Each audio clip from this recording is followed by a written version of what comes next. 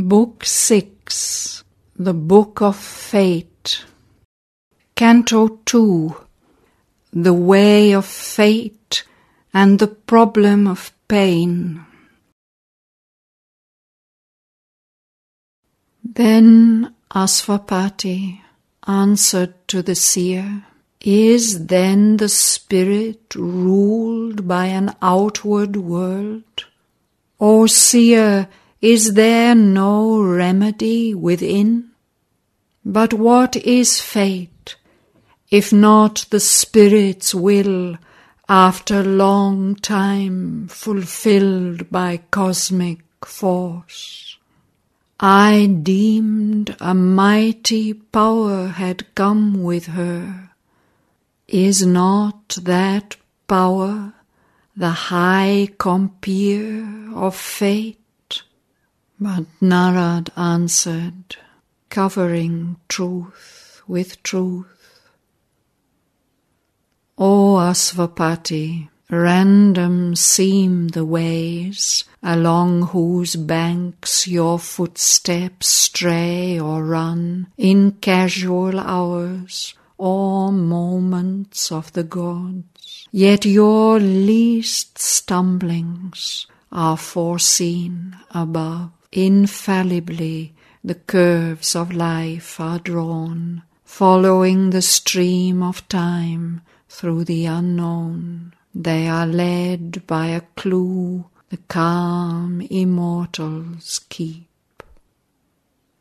This blazoned hieroglyph of prophet mourns a meaning more sublime in symbols rites than sealed thought wakes to. But of this high script how shall my voice convince the mind of earth? Heaven's wiser love rejects the mortal's prayer, unblinded by the breath of his desire, unclouded by the mists of fear and hope. It bends above the strife of love with death. It keeps for her privilege of pain. A greatness in thy daughter's soul resides that can transform herself and all around, but must cross on stones of suffering to its goal. Although designed like a nectar cup of heaven, of heavenly ether made, she sought this air. She too must share the human need of grief, and all her cause of joy transmute to pain. The mind of mortal man is led by words. His sight retires behind the walls of thought and looks out only through half-opened doors.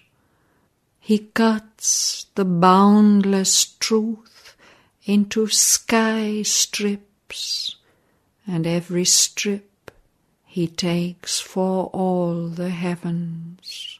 He stares at infinite possibility and gives to the plastic vast the name of chance.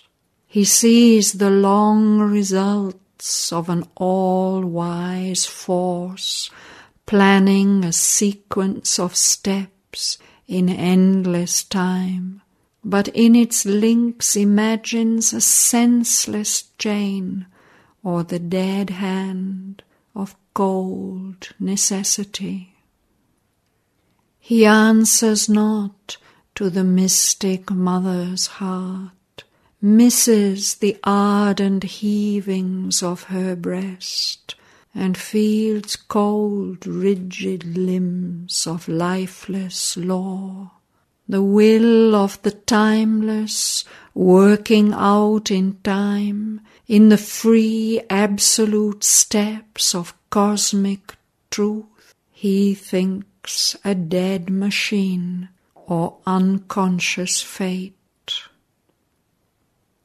A magician's formulas have made matter's laws, and while they last, all things by them are bound.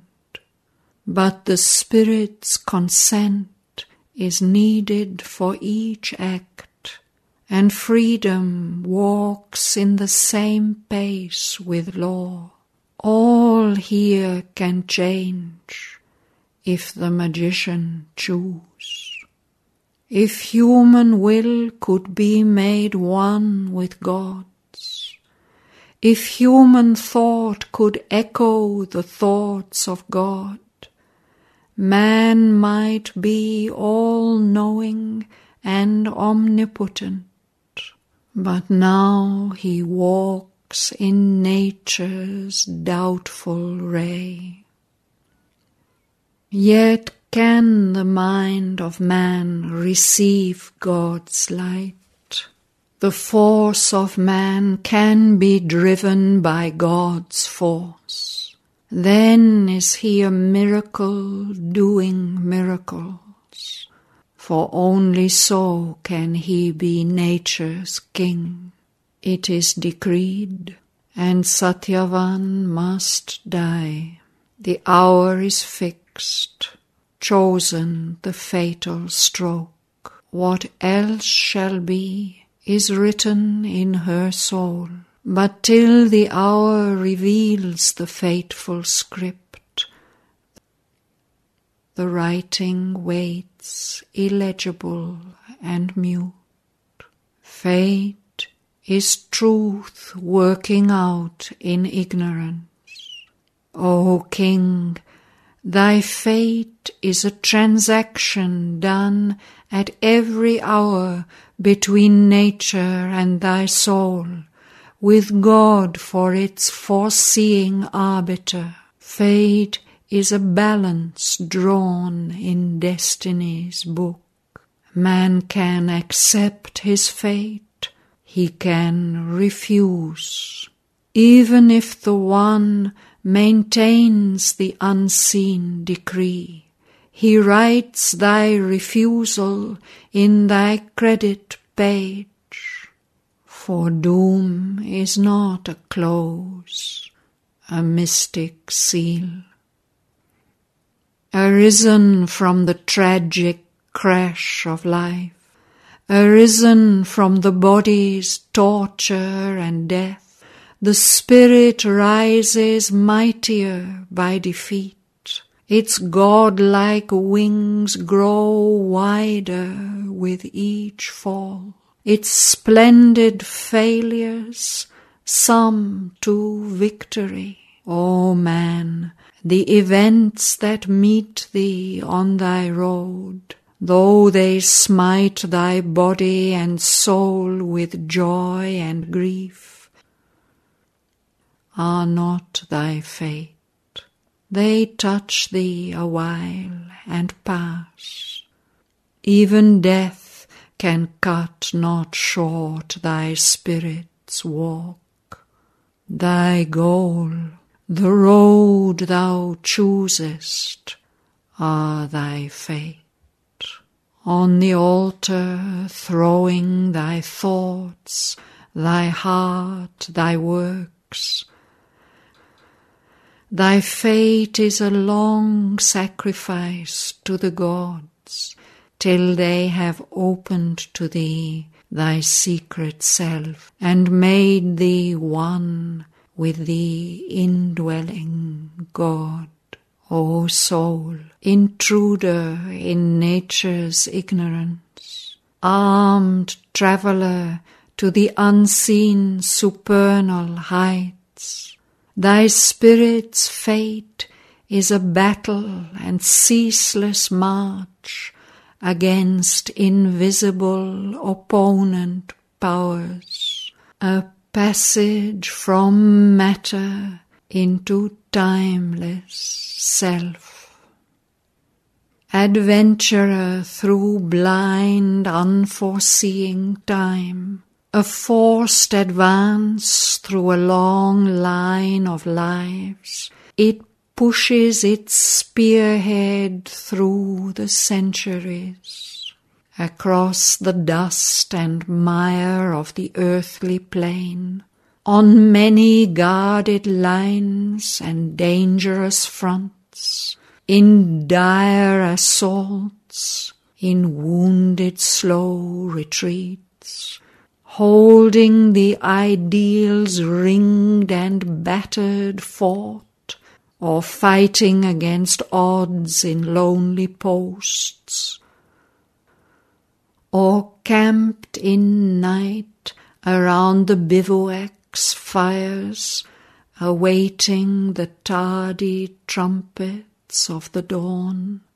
in hunger and in plenty and in pain, through peril and through triumph and through fall, through life's green lanes and over her desert sands, up the bald moor, along the sunlit ridge, in serried columns with a straggling rear, led by its nomad vanguard's signal fires, marches the army of the way-lost God. Then late the joy ineffable is felt. Then he remembers his forgotten self. He has refound the skies from which he fell. At length his front's indomitable line forces the last passes of the ignorance, advancing beyond nature's last known bounds, reconnoitering the formidable unknown, beyond the landmarks of things visible. It mounts through a miraculous upper air, till climbing the mute summit of the world, he stands upon the splendor peaks of God. In vain thou mournest that Shraddhavan must die. His death is a beginning of greater life. Death is the spirit's opportunity. A vast intention has brought two souls close, and love and death conspire towards one great end. For out of danger and pain, heaven bliss shall come, time's unforeseen event, God's secret plan. This world was not built with random bricks of chance. A blind God is not destiny's architect. A conscious power has drawn the plan of life. There is a meaning in each curve and line. It is an architecture high and grand, by many named and nameless masons built, in which unseeing hands obey the unseen, and of its master builders she is one. Queen, strive no more to change the secret will. Time's accidents are steps in its vast scheme. Bring not thy brief and helpless human tears across the fathomless moments of a heart that knows its single will and God's as one.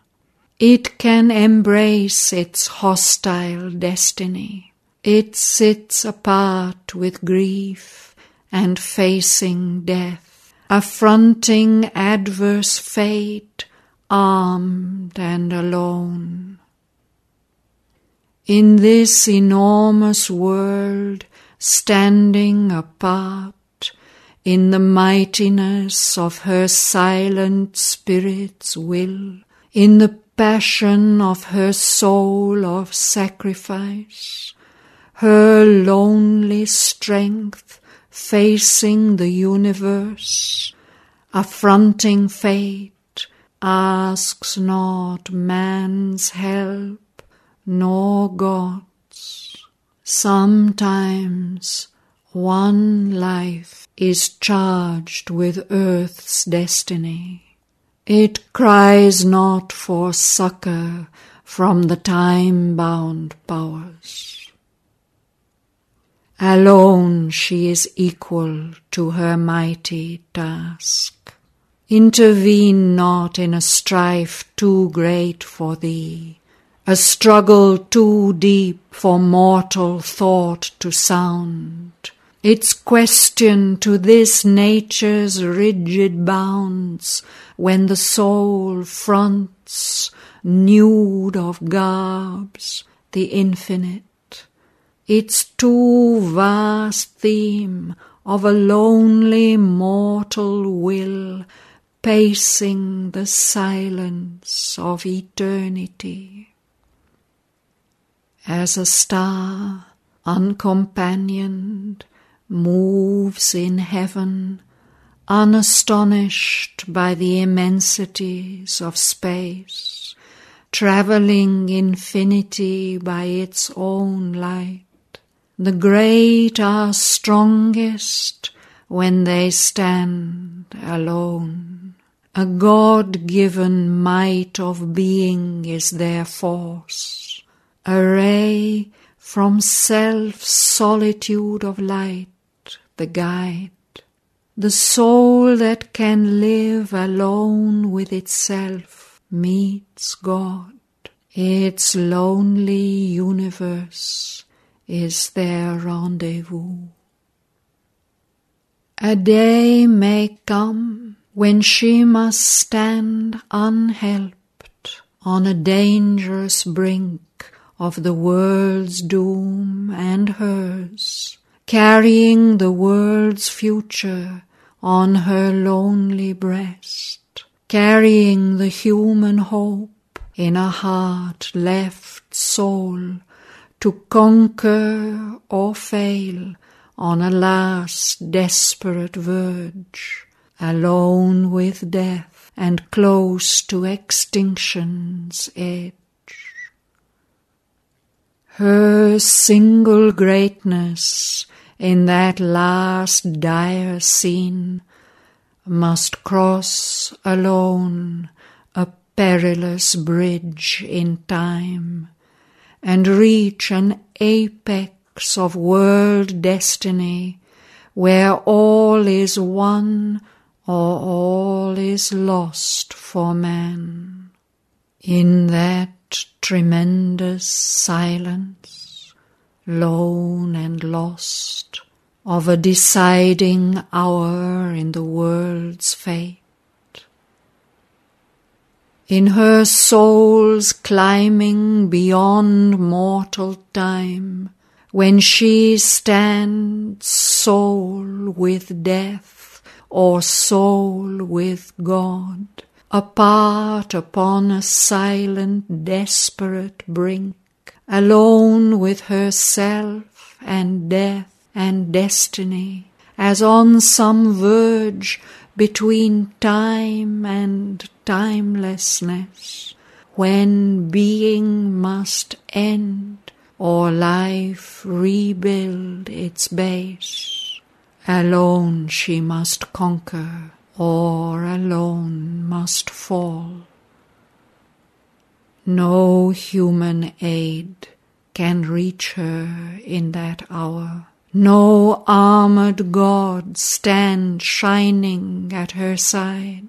Cry not to heaven, For she alone can save. For this the silent force came missioned down.